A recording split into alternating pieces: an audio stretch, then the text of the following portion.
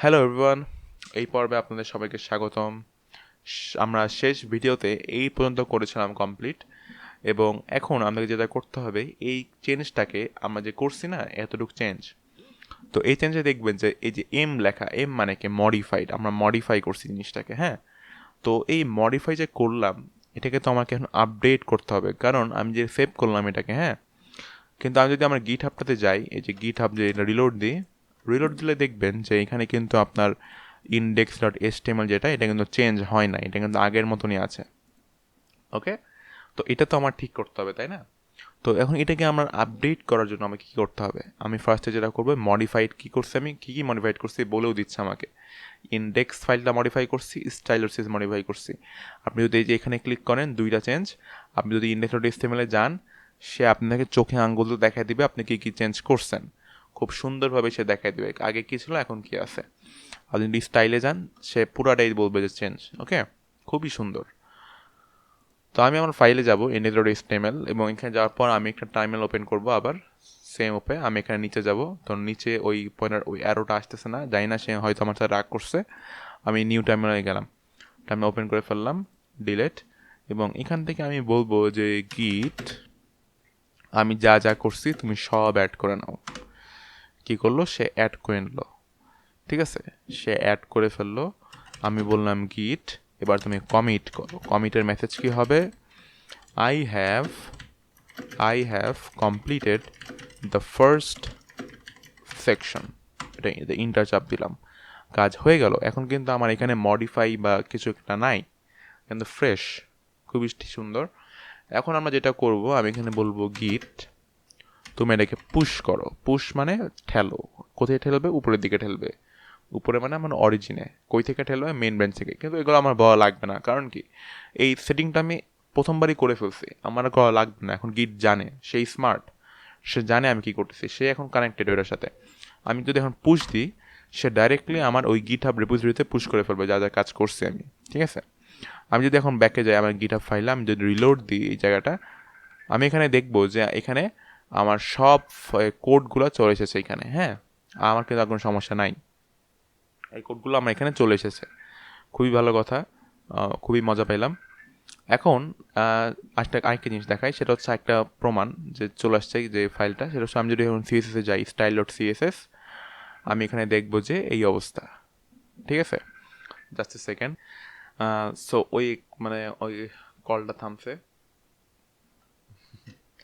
ওকে, তো এখন যেই কাজটা করবো এখানে, সেটা হচ্ছে আমার এই কোডটা দেখছেন, এখানে কিন্তু সিএসএস চলে এসেছে, সব পারফেক্ট। তো এখন আমরা কি করব? আমি একটু এটা একটু এখানে সরাই। ওকে, তো এখন আমরা যেই কাজটা করব সেটা হচ্ছে,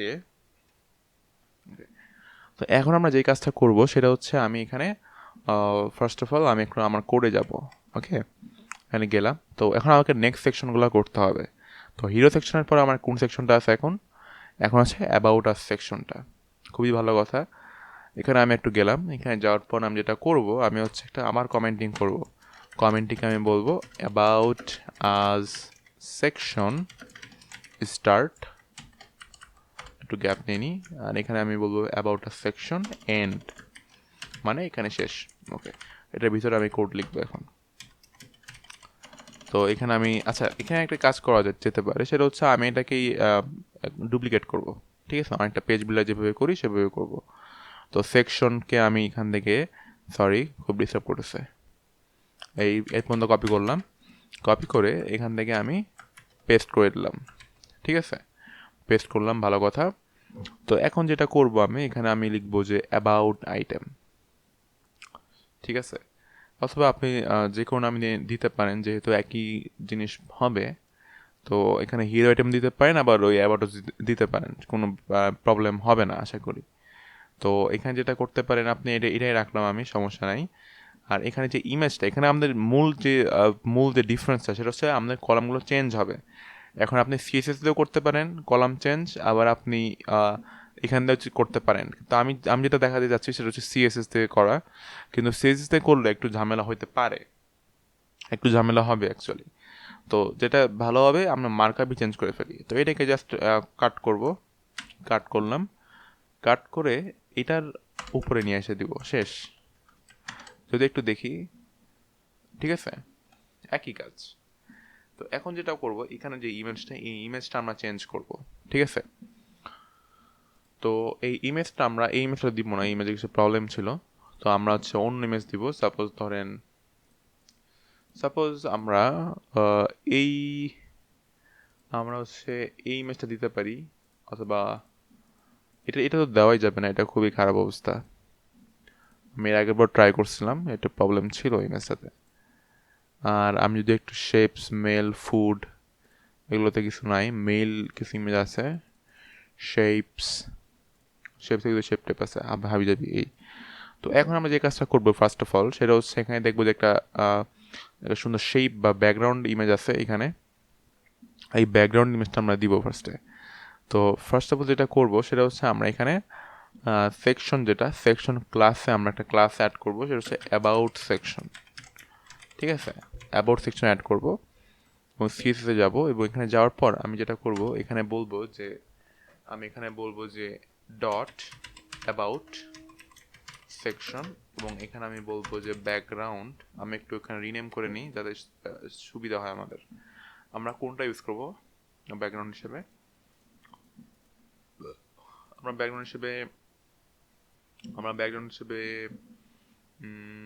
এটাই ইউজ করি। হ্যাঁ, ফ্রেম কত এটা? 58, ফ্রেম 58। ওকে, তো আমি এখানে লিখবো যে ব্যাকগ্রাউন্ড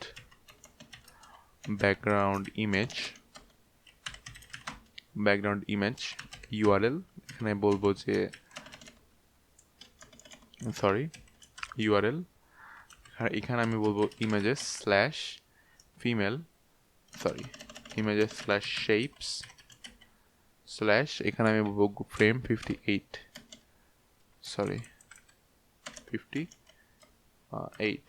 এটা লিখলাম। আমি যদি একটু রিলোড দিই বা এখানে আসি, তাহলে দেখবো আমার এই অবস্থা। ঠিক আছে, frame 58-এর। তাহলে আমি যেটা করবো এখন সেটা হচ্ছে আমি এখানে লিখবো যে ব্যাকগ্রাউন্ড অ্যাটাচমেন্ট, আমি এটাকে যাচ্ছে আপনার প্যারাল্যাক্স যাচ্ছে, এটাকে ফিক্সড। এবং আরেকটা কাজ করবো সেটা হচ্ছে ব্যাকগ্রাউন্ড রিপিট,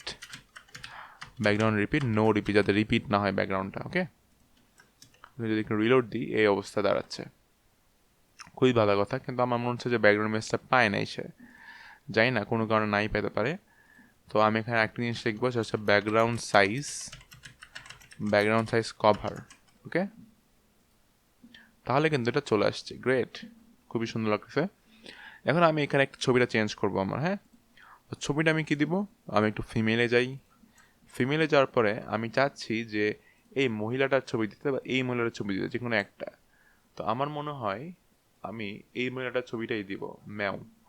আমি জানি না কেন সেভ করছিলাম এই নামে, যাই হোক।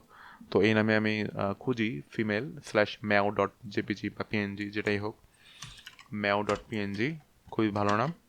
আমি যদি আমি একটু দেখবো এই মেয়েটা সুন্দর করে সালাদ খাচ্ছে, ভালো কথা। এখন আমার খালি এই টেক্সটগুলো চেঞ্জ করে ফেলবো, তাই না? আমাদের কিন্তু কাজ হয়ে গেছে। ঠিক আছে, খুবই সুন্দর লাগছে জিনিসটা, খুবই ভালো কথা। আমি এখানে একটু গেলাম অ্যাবাউট মিতে যাওয়ার পর আমি যে কাজটা এখানে করব সেটা হচ্ছে অ্যাবাউট মিতে ক্লিক করব। ক্লিক করার পর ইন্সপেক্ট, এবং এখান থেকে আমি টেক্সটটা ক্রিয়েট করছি, ভালো কথা। তো এখানে আমার কন্টেন্ট কোথায়? এই যে অ্যাবাউট মি পাইছি। তো এখানে যেটা করব, এখানে স্প্যান দেওয়া লাগবে না, হাবিজাবি। এখানে জাস্ট আমি পেস্ট করে দিলাম অ্যাবাউট মি। এই বিয়ার মিয়ারও কিছুই লাগবে না আমার, ঠিক আছে? বিয়ার খাওয়া হারাম। এই তো এই বিয়ারকে আমি বাদ দিয়ে দিলাম, এবং আমি চাচ্ছি না এই স্বামী স্ত্রীর মধ্যে স্পেস থাকুক, স্বামী স্পেস বাদ দিয়ে দিলাম, খুবই ভালো কথা। About us. এখন আমি লরেম ইপসাম এখানে দিয়ে দিতে পারি, এটা সমস্যা না। পি এর মধ্যে এখানে দিলাম লরেম ইপসাম, ঠিক আছে? এটা দিয়ে দিলাম। আর এই বাটনে আমি দিয়ে দিলাম কন্ট্যাক্ট মি। কাহিনী আমার শেষ। আমি যদি একটু Alt+Tab ইউজ করি, এখানে যাই, আমি দেখবো এই অবস্থা। আমার কিন্তু প্রজেক্ট শেষ, প্রজেক্ট শেষ না, আসলে সেকশন শেষ। এই অবস্থা দাঁড়াইলো, ঠিক আছে? এই হইলো আমাদের সেকেন্ড সেকশন। ওকে,